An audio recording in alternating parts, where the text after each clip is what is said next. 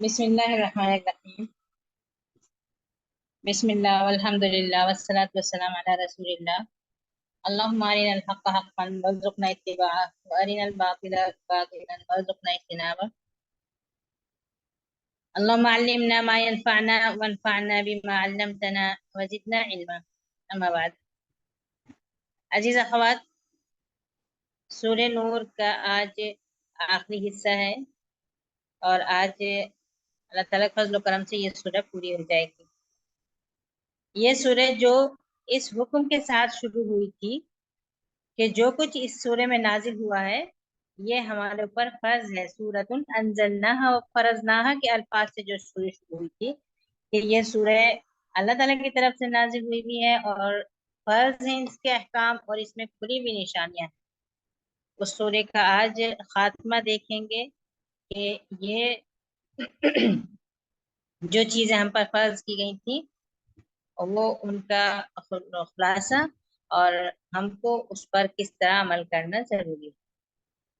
इससे पहले की जो आयत थी गुज़िश्ता हफ्ते की, उसमें फैमिली के, एक खानदान के, दोस्त और अहबाब के आपस के ताल्लुकात के नज्म ज़ब्त के ताल्लुक से बात हुई, जिसमें घर के अंदर के छोटे बच्चे या बांदी और गुलाम जो हैं उनके कुछ अहकाम थे और पर्दे से मुतालिक कुछ अहकाम, जो बूढ़ी बुजुर्ग औरतें हैं उनके ताल्लुक से कुछ अहकाम थे। उसके बाद फिर अपने दोस्त अहबाब और रिश्तेदारों के दरमियान आने जाने, खाने पीने, साथ उठने बैठने के अहकाम। सूर्य के अख्तिताम पर अब कुछ अहकाम ऐसे हैं जो आपको इस छोटे से खानदान से लेकर बड़े खानदान की तरफ चले जाते हैं। ये जो एक छोटी सी फैमिली, छोटा खानदान होता है, बिल्कुल उसी तरह से मुस्लिम समाज, मुस्लिम सोसाइटी या मुसलमान आपस में एक दूसरे के साथ बिल्कुल उसी तरह खानदान के मिसल होते हैं और भाई भाई के मिसल होते हैं। तो इस इज्तिमाइयत को, इस खानदान को किस तरह मुनज़्ज़म और मजबूत किया जाए, उसके लिए कुछ अहकाम आज की आयत में आएंगे। और उसके बाद ये कि ये जो कुछ भी अहकाम नाजिल हो रहे हैं ये सब अल्लाह ताला की तरफ से है और वो दिलों का हाल जानने वाला है और उसी की तरफ पलट कर जाना है और उसी को हिसाब देना है, वो हर चीज से बाखबर है। तो ये आखिरी तंबीह और आखिरी हुक्म के साथ इस सूरह का इख्तिताम होता है। पहले आयत की तिलावत कर लेते हैं। कुरान पाक सामने ले लीजिए। आयत नंबर 62, 63 और 64, आखिर की तीनों आयतें। अऊज़ु बिल्लाहि मिनश शैतानिर रजीम। बिस्मिल्लाहिर रहमानिर रहीम।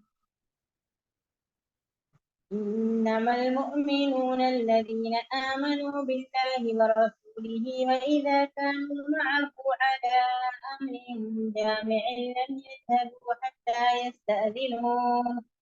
إن الذين يستأذنونك أولئك الذين يؤمنون بالله ورسوله فإذا استأذنوك لبعض شأنهم فأذن لمن شئت منهم واستغفر لهم الله إن الله غفور رحيم.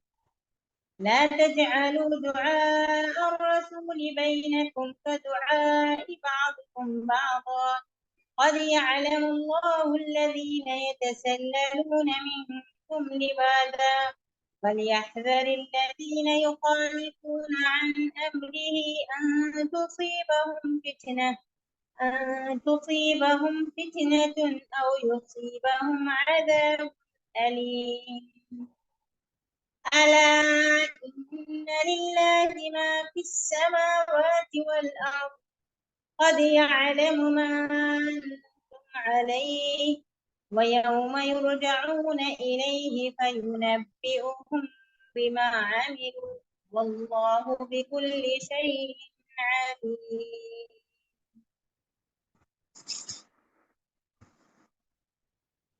आयत का तर्जुमा।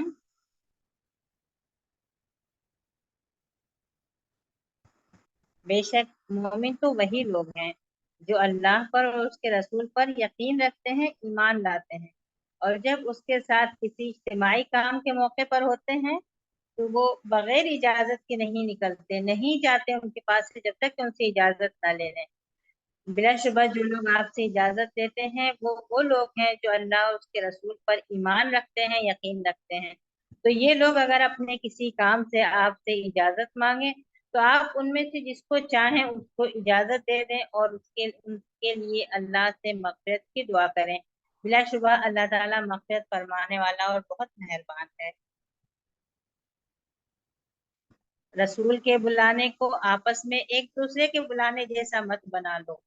اللہ تعالیٰ خوب جانتا ہے تم میں سے وہ لوگ جو چپکے سے نکل جاتے ہیں، بلا اجازت مانگے چپکے سے کھسک جاتے ہیں۔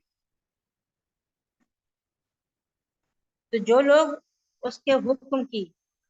اپنے رسول کے حکم کی خلاف ورزی کرتے ہیں، ان کو اس بات سے ہوشیار رہنا چاہیے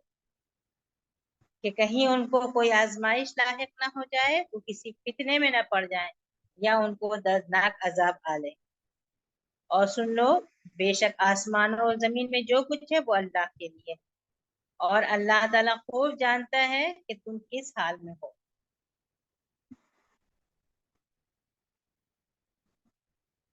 اور جب تم اس کی طرف پلٹائے جاؤ گے، اور جس دن تم اس کی طرف پلٹ کر جاؤ گے تو وہ تمہارے ہر عمل کے بارے میں تمہیں اچھی طرح بتا دے گا، اور اللہ تعالیٰ ہر چیز کا علم رکھتا ہے، ہر چیز سے بخوبی واقف ہے۔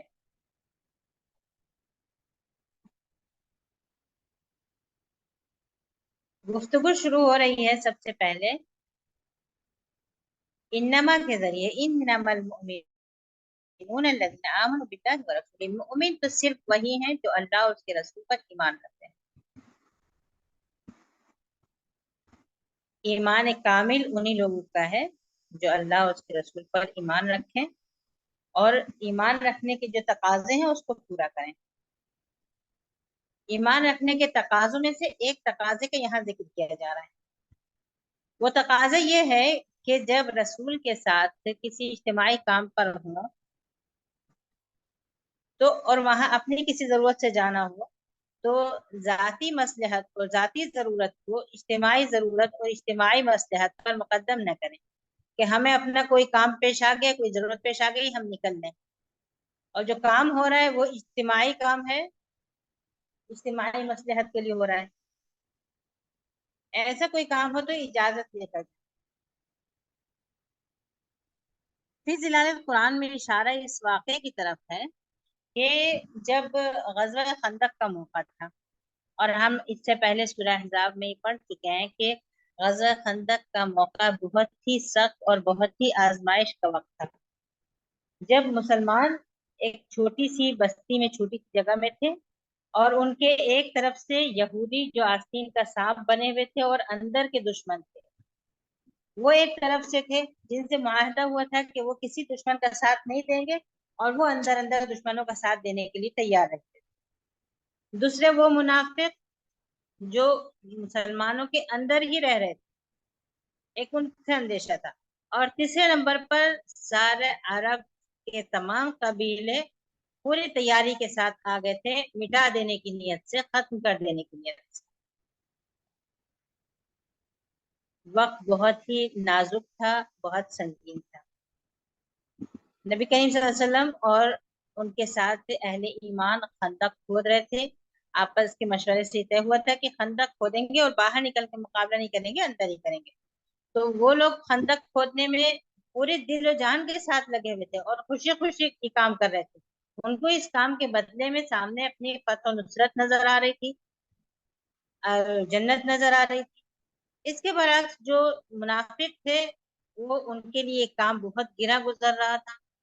اگرچہ وہ اس جماعت میں رہتے تھے، آتے تھے، کام شروع کراتے تھے، لیکن پھر موقع ملتے ہی، نظر بچتے ہی چپ چاپ نکل جاتے تھے وہاں سے۔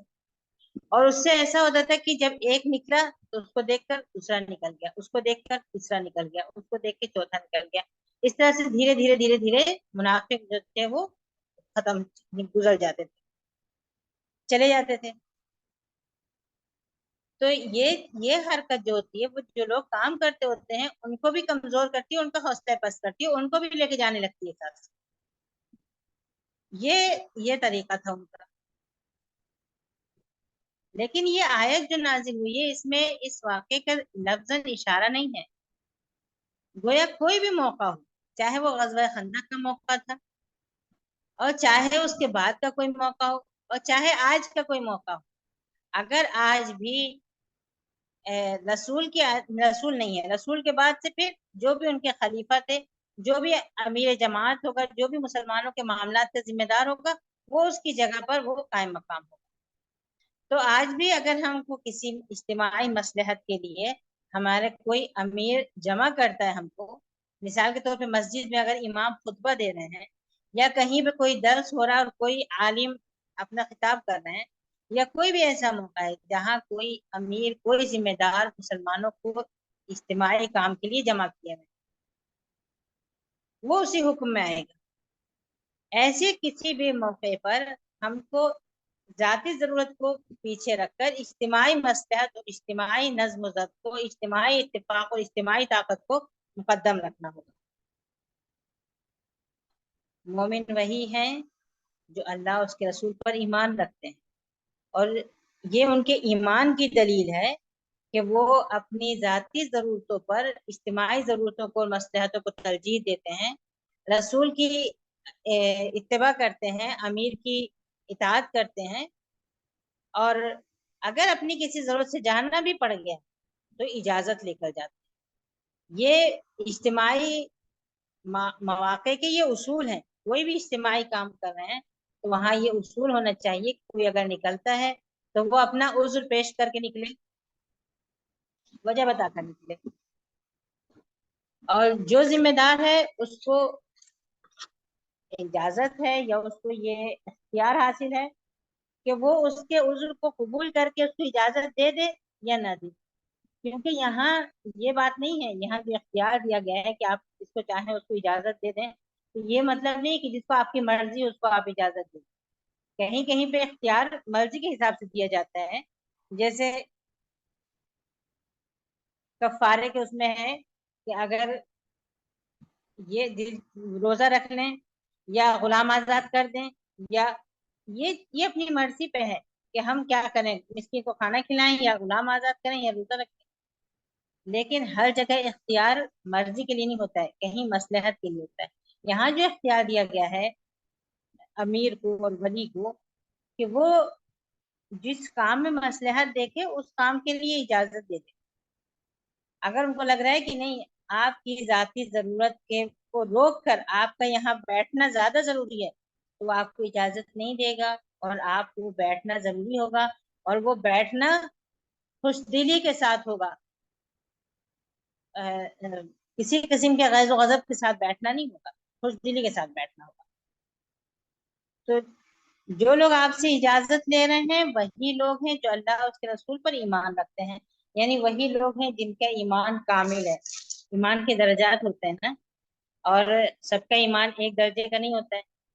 حضرت ابوبکر صدیق رضی اللہ عنہ کے ایمان کے بارے میں نبی کریم صلی اللہ علیہ وسلم نے فرمایا کہ پوری امت کا ایمان ایک طرف اور ابوبکر کا ایمان ایک پلے میں، ابوبکر کا ایمان بھاری ہو جائے گا۔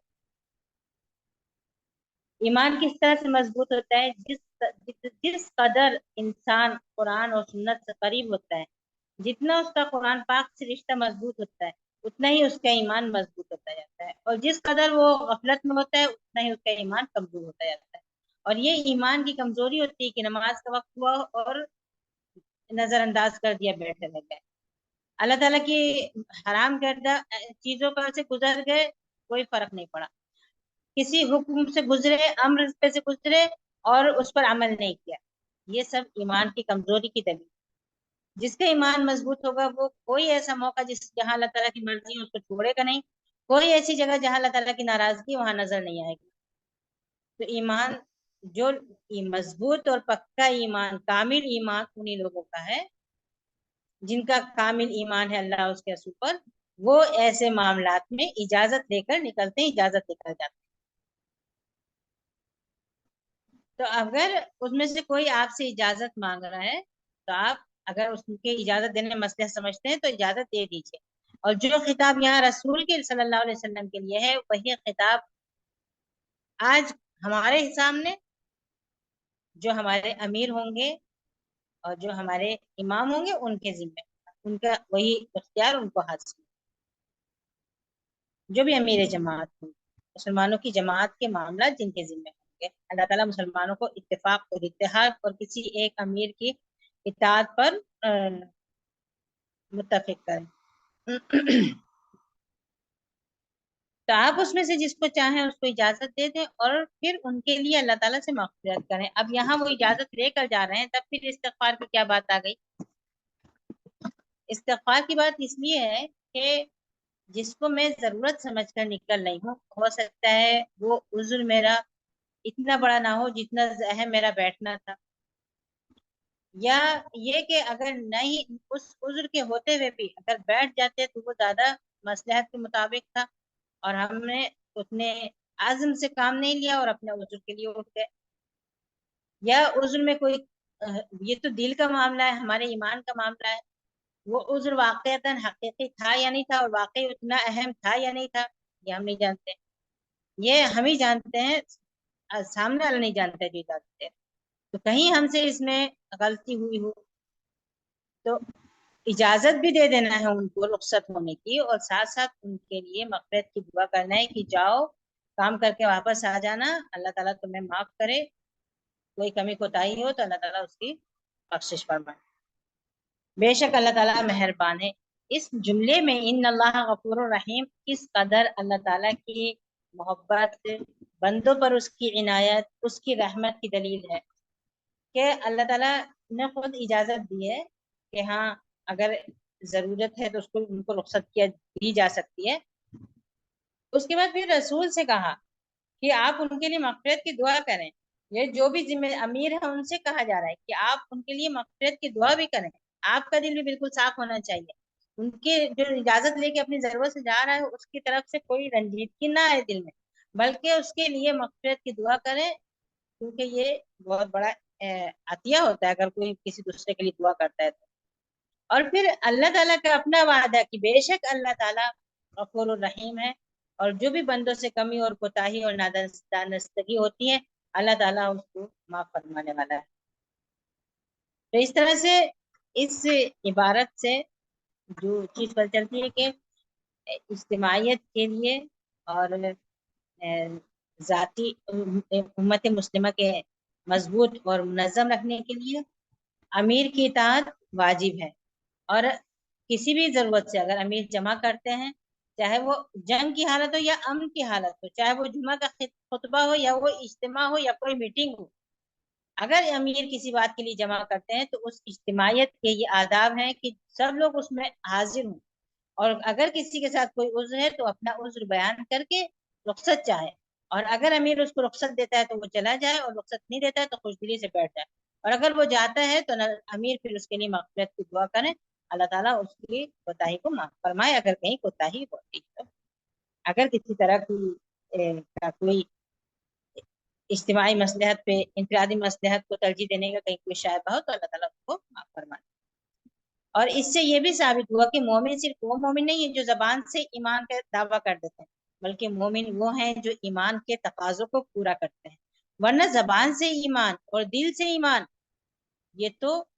مکہ کے جو قریش کے جو سردار تھے وہ ایمان نہیں لاتے تھے، ان کو یقین نہیں تھا، ان کو بھی یقین تھا کہ نبی کریم صلی اللہ علیہ وسلم اللہ کے رسول، ان کو بھی یقین تھا کہ یہ قرآن اللہ تعالیٰ کی طرف سے نازل کیا ہوا ہے، وہ بھی اپنی میٹنگوں میں بیٹھ کے سوچتے بات کرتے تھے اس بات پہ کہ یہ جادو نہیں ہے، یہ کسی مجنون کا کلام نہیں ہے، یہ کسی شاعر کا کلام نہیں ہے، یہ کسی کاہن کی پڑھ نہیں ہے، یہ چیز بہت مختلف ہے، اثر کرتی ہے، دلوں میں اترتی ہے، اس سب کا اعتراف تھا ان کو، تو دل سے بھی ایمان رکھتے تھے، زبان سے بھی اقرار کرتے تھے، لیکن ایمان کے تقاضوں کو پورا نہیں کرتے تھے، اس وجہ سے وہ اہل ایمان میں شامل نہیں۔ تو ایمان زبان سے اور دل سے کافی نہیں ہے، بلکہ ایمان کے لیے اس کے تقاضے پورے کرنا ہے، ورنہ ابلیس جس وقت آدم علیہ السلام کے سجدہ کرنے سے انکار کیا تھا، اور جس وقت وہ دھتکارا جا رہا تھا اور دوزخ میں جانے کی اس کو دھمکی ملی تھی، کیا ابلیس اپنی آنکھوں کے سامنے نہیں دیکھ رہا تھا کہ اللہ تعالیٰ ہی اس کا خالق و مالک ہے؟ کیا اس پر اس کا یقین نہیں تھا؟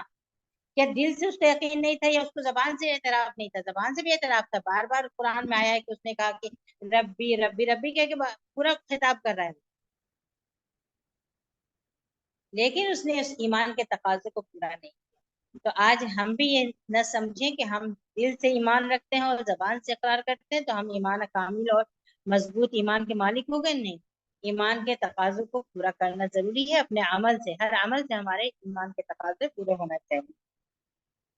ये उन लोगों की बात हो गई जो ईमान के तकाजे पूरे करते हैं और जो इजाजत लेकर निकलते हैं, और उनको इजाजत दे दी जाए कि अल्लाह ताला उनको माफ फरमाएगा। अगर कहीं उनकी कहीं कमी कोताही होती है तो अल्लाह ताला उनको माफियत फरमाने वाला है।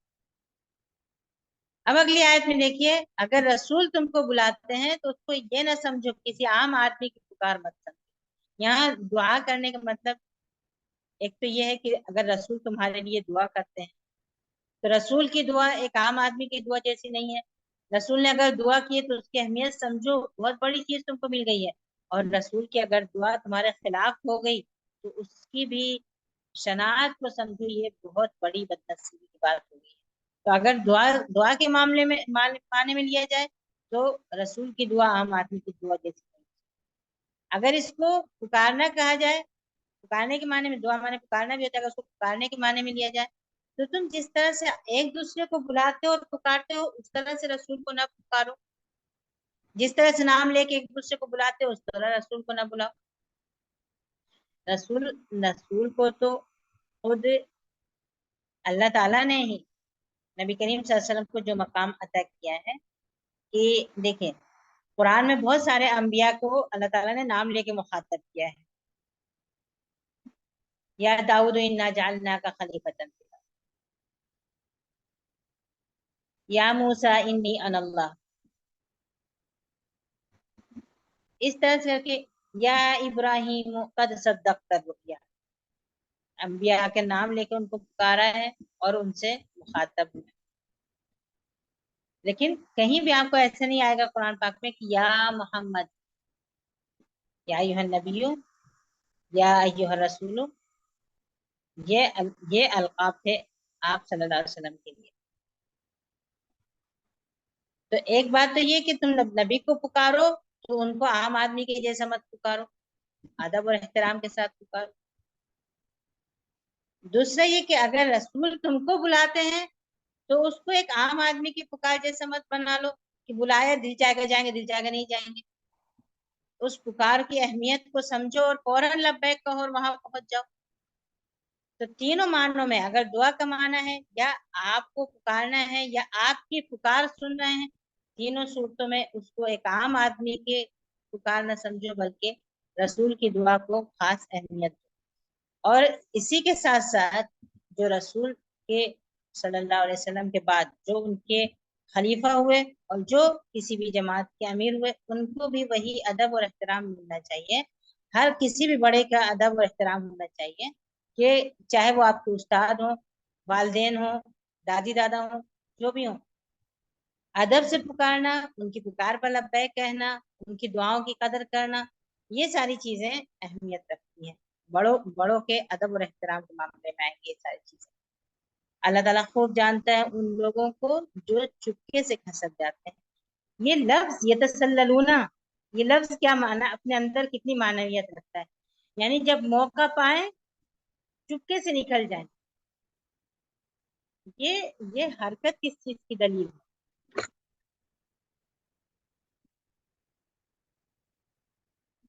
चुपके से कौन निकलेगा? जो शख्स बहादुर होगा,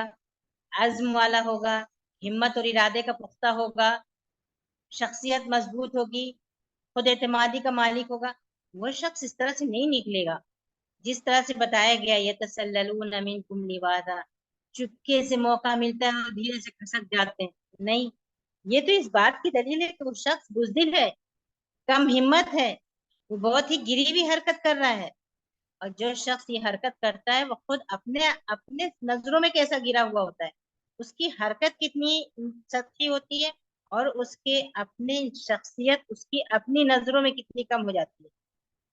जिस वक्त वो ये हरकत करता होता है उस वक्त खुद उसके जज्बात क्या होते होते हैं? क्या वो बहुत اعتماد کے ساتھ، بہت تعریف کے ساتھ، بہت خوشی کے ساتھ، اطمینان کے ساتھ یہ ہر کام کرتا ہوتا ہے؟ نہیں، یہ حرکت خود اس کے اندر جو جذبات پیدا کرتی ہوگی وہ خود اس بات کی شاہد ہوتے ہیں کہ یہ کام وہ غلط کر رہا ہے، وہ صحیح نہیں کر رہا ہے، یہ اس کی کمزور شخصیت، اس کی بزدلی، اس کی کم ہمتی پر کی دلیل ہے۔ اس کام سے روکا گیا ہے اور اس کی دلیل یہ بتائی ہے کہ تم لوگ اس طرح سے جب نکلتے ہو مجلس میں سے، اور تم کو دیکھ کر چپکے چپکے بہت سارے لوگ نکلنے لگے، تو اس طرح سے امت کے اندر انتشار پیدا ہوگا،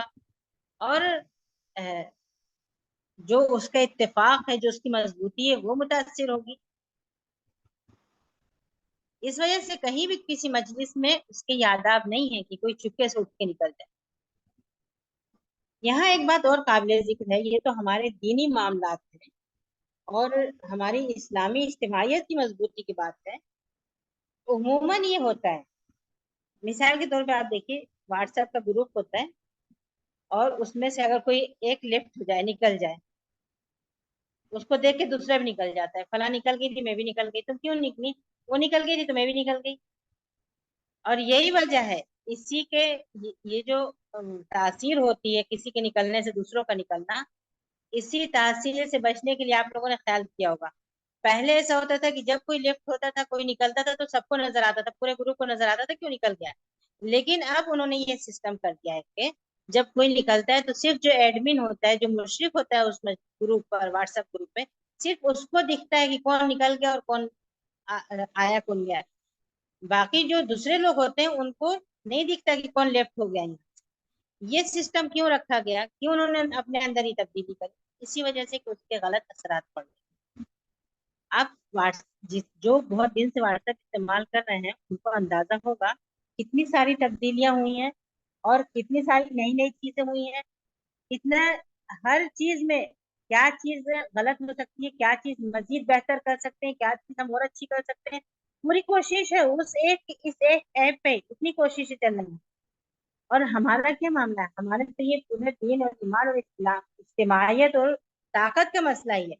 ہم کیوں نہ کوشش کریں اس میں ہر طریقے سے کہ کس طرح سے ہماری یہ اجتماعیت مضبوط رہے، اس کے اندر کمی واقع نہ ہو، اس میں کوئی بدنظمی واقع نہ ہو، اس میں کوئی کمزوری واقع نہ ہو۔ تو یہ طریقہ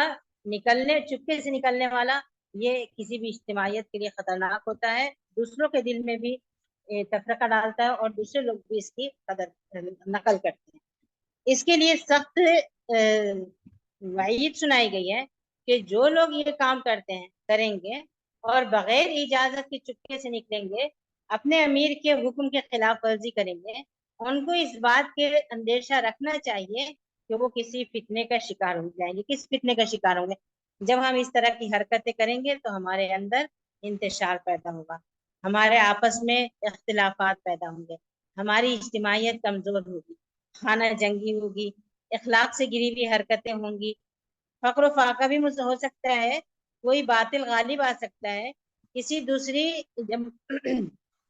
طاقت کی محکومیت بھی ہو سکتی ہے، امن و امان سے محرومی بھی ہو سکتی ہے۔ جب مسلمانوں کی اجتماعیت میں فرق پڑے گا اور اجتماعیت ان کی کمزور ہوگی تو اس کے بہت سارے نتائج سامنے آ سکتے ہیں، جس میں اس آیت میں تنبیہ کی گئی ہے کہ ان کو اس بات سے چوکنا رہنا چاہیے کہ ان کے اس عمل کے نتیجے میں فتنے میں بھی پڑ سکتے ہیں وہ، اور اگر فتنے میں نہیں پڑے تو دنیا اور آخرت کی کسی دردناک عذاب پر بھی ہو سکتا ہے اس حرکت کے باوجود تو دنیا میں بہت اچھے سے وقت گزار لیں تو آخرت میں دردناک عذاب ان کا انتظار کر رہا ہے۔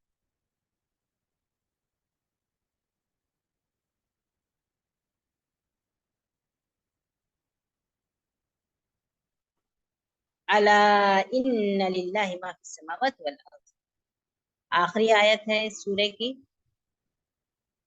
تنبیہ ہے، تذکیر ہے، وعید ہے،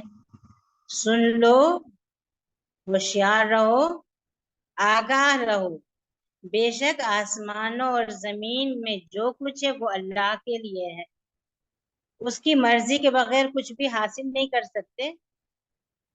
وہ دینا چاہے تو کوئی کم نہیں کر سکتا اور وہ نہ دینا چاہے تو کچھ لے نہیں سکتے۔ تو اس کے حکم پر اکٹھے ہو جاؤ، اس کے مطیع و فرمانبردار ہو جاؤ اور اس پر ایمان لے آؤ، صحیح معنی میں ایمان لے آؤ، ایمان کامل۔ وہ خوب جانتا ہے تم کس حال میں ہو، عذر کی، معذوری کی، یا ایمان کی، یا نفاق کی، اخلاص کی، اپنے امیر کی اطاعت اور اس کے لیے مخلص و خیرخواہ ہو، یا بدخواہ اور اس کے نافرمانی کرنے کا ارادہ رکھتے ہو، جس حال میں تم ہو، جو کیفیت تمہاری ہے وہ اس کو اچھی طرح جانتا ہے۔ آگاہ رہو آسمانوں کی اور زمین کی ہر چیز اللہ تعالیٰ کے لیے ہے، اس کی ملکیت ہے، اس کے اختیار میں ہے، اور وہ خوب جانتا ہے تم کس کیفیت اور کس حالت اور کس جگہ پر ہو۔ اور جس دن تم اس کے پاس پلٹ کر جاؤ گے، جس دن یہ لوگ اس کے سامنے پلٹا کر لے جائے جائیں گے، جس دن وہ دن آ جائے گا جب سب ہاتھ باندھے اس کے دربار میں کھڑے ہوں گے اور اس کے سامنے حساب دہ و جواب دہ ہوں، وہ ہر انسان کو اس کے عمل کا بتا دے گا، وہ ہر چیز سے باخبر ہے۔ یہ سورہ شروع ہوئی تھی سورۃ انزلناها وفرضناها، یہ سورہ ہم نے نازل کی ہے اور ہم نے فرض کی ہے، اور اس میں کھلی بھی نشانیاں ہیں تاکہ تم نصیحت حاصل کرو۔ اور کون نصیحت حاصل کرتا ہے اور کون نہیں کرتا ہے، اب یہ اختتام پر اس کے لیے تنبیہ ہے کہ تم نے کتنی چیزوں پر عمل کیا اور کتنی چیزوں پر عمل نہیں کیا، کن چیزوں کو غور سے سننا اور نظر انداز کر دیا، کن چیزوں کو سن کر انسنی کر دی، کن چیزوں کو سنتے ہی اس کی تحقیق کی، اس کو سمجھا اور اس پر عمل کرنا شروع کر دیا۔ تم نے جو کچھ بھی کیا وہ سب اس کو پتا ہے، اور جب تم اس کے سامنے پہنچو گے تو ہر چیز کا اس پر تم کو ہر چیز کا حساب اور ہر چیز کا ثواب یا عذاب تم کو مل جائے گا، اور اللہ تعالیٰ ہر چیز سے باخبر ہے۔ اور پھر بھی اللہ تعالیٰ اپنے علم سے کہ اس پر نہیں، اللہ تعالیٰ تو ہر چیز سے واقف ہے، اس کے باوجود تمہارے لیے تمہارے اپنے اعضاء کو گواہ بنائے گا، تمہارے رجسٹر سامنے نکل آئیں گے، اور تمہارے خود اعمال اور جہاں عمل کیا ہوگا ہر چیز اس کی گواہ ہوگی۔ یہاں ایک چیز اور بھی ہے جو یہ کہا گیا ہے کہ آپ ان کے لیے مغفرت کی دعا کریں۔ اس سے یہ سوال پیدا ہوتا ہے کہ کیا ہم دوسروں کے لیے مغفرت کی دعا کر سکتے ہیں؟ ہم دوسروں کے لیے کون کون سے نیک کام کر سکتے ہیں؟ کیا ہم کسی کے لیے نماز پڑھ سکتے ہیں؟ کیا ہم کسی کے لیے صدقہ کر سکتے ہیں؟ کیا ہم کسی کے لیے حج اور عمرہ کر سکتے ہیں؟ کسی کے بدلے روزہ رکھ سکتے ہیں؟ کون سی عبادتیں جو ہم کر سکتے ہیں زندہ لوگوں کے لیے، اور کون سی عبادتیں جو ہم کر سکتے ہیں گزرے ہوئے لوگ؟ حج اور عمرہ ثابت ہے، یہ جو شخص گزر چکا ہے یا جو شخص اتنا معذور ہے کہ زندہ ہے لیکن نہیں جا سکتا ہے، اس کے بدلے کیا جا سکتا ہے، چاہے وہ اپنی اولاد ہو، اپنے والدین ہو، دوست احباب ہو، رشتے دار۔ قربانی کسی دوسرے کی طرف سے کی جا سکتی ہے، چاہے والدین اپنی اولاد کے بدلے قربانی کر دیں، اولاد اپنے والدین کے نام سے کرے، یا کوئی اپنے دوست احباب اور رشتے داروں کے نام سے قربانی کر دیتا ہے، قربانی ہو جائے گی۔ صدقہ کیا جا سکتا ہے، زندہ لوگوں کی طرف سے بھی صدقہ دے سکتے ہیں، جن کے والدین زندہ ہو، جن کے دادی دادا زندہ ہو، جن کے اور کوئی زندہ ہو ان کی طرف سے بھی، اور دوسرے لوگوں کی طرف سے بھی صدقہ کیا جائے، اور ان کے لیے دعا کی جا سکتی ہے، ہر شخص کے لیے مغفرت کی دعا، اور ان کے لیے رحمت کی اور اجر و ثواب و منزلت کی دعا، جو بھی دعا کرنا ہو۔ خاص طور سے زندہ لوگ، اگر زندہ لوگوں کے لیے کوئی شخص، کوئی مسلمان اپنے مسلمان بھائی کے لیے اس کے پیٹھ پیچھے دعا کرتا ہے تو اس دعا کی بہت اہمیت ہوتی ہے، دعا دینے والے کے لیے بھی اور دعا اس کے لیے دعا کی جا رہی ہے اس کے لیے۔ اور جب کوئی مسلمان کسی مسلمان کے لیے اس کے عدم موجودگی میں اس کے لیے دل سے دعا کرتا ہے تو دعا کرنے والے کے لیے فرشتے دعا کرتے ہیں۔ تو اللہ تعالیٰ ہم سب کو توفیق دے، ہم ایک دوسرے کے لیے بھائی بھائی جیسے، بہن بہن جیسے ہوں، ہماری امت مسلمہ کی حیثیت ایک ایک فیملی، ایک خاندان جیسی ہو،